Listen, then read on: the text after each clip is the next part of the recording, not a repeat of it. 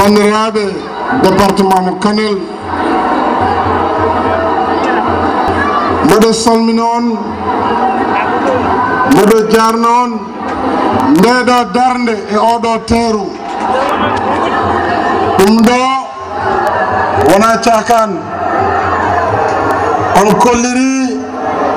koye ɓerɗe mon mbaɗɗen kam on kolliri ko gilli tigi tigi tigi woni hakkunde men neɗɗo noon so yiɗima ala ko heddanma gandon noon minne koye ɓernde mbaɗmi on noon jiɗirmi on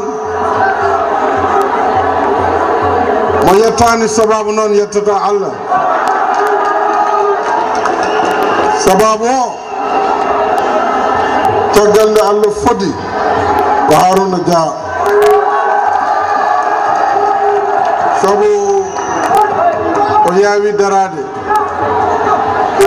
on saha ni mi yilaki taw laamu o wi mi yi bandam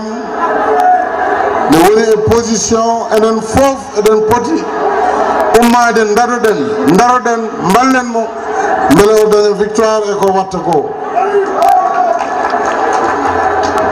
o dari hen kaddu bawal makko jawdi makko tawtoraka doole makko tawtoraka famille makko miñi ko e mawɗo e miñiraɓe makko e ɓesgu makko fof e wendu Bosayaɓe naaɓe e Kanal naaɓe e Fuutankoɓe onon fof dariɗon dadiɗon kaɓeɗon ha Allah rokki en wuure ine hani ndaw ko hani minne mi rutto on tampere mon ruttude tampere nde ko wadde ɗo ko meeɗano waɗede ɗo wadde ɗo laabi e pomuji wadde ɗo ndema wadde ɗo ɓamtare ko ɗum woni ko fuɗɗa ko pamon noon ɗum ɗo ko fuɗɗogol tan neɗɗo noon jolfuɓe ne mbiya so tottima kasitare addanima battare so wima ma addana hirande aɗa wawi ɗum gumde ɗum tahi cikkumi noon wonko ganduɗa ko yeeso woni koko arrêté mboɗo yetta noon Daouda Dia par ce que o jaaɓi ko mawni ko winomo o liggima wona cakan ɗaccirimo guilande législature o dari kanko woni premier questeur assemblée nationale ɗum ɗon ko hoolare to bonnani heddi noon bandiraɓe mboɗo ñaagui Harouna Dia mboɗo ñaagui Daouda Dia e yaadiɓe mabɓe Alassane Thiamé et tous les responsables du département député ji ɗi Mamadou Sadio en kamɓe fof yoɓe dokku jungo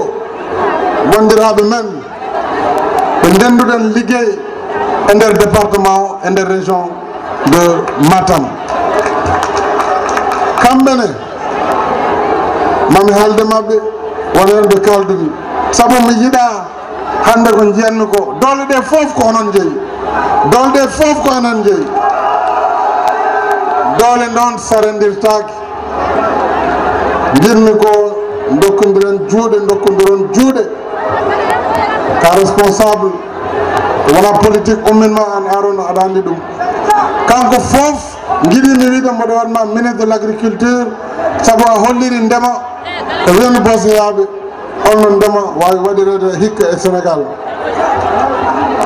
o wi kam min président mi wona homme politique to wona ɗum umminimi ko walludema nanggandema ha leydi ndi daña changement mo yiɗi o on koye foɗodiraki branche et politique ɗum noon yo Allah ɓeydu jaam hakkude men yo Allah ɓeydu darde nde en tout cas mi yetti on no feewi min noon liggey mo puɗɗima o ko fuɗɗare tan mi haalni on heddi ko joni kalanmi ɗum ten jeehi Wourossogui par ce que oɗon gandi ko haala lawol ngol addi kam biɗen jum ha Wourossogui ha Kanel ha Bakel jiiɗa e programme uji goɗɗi mi haala hen seeɗa e Jolfo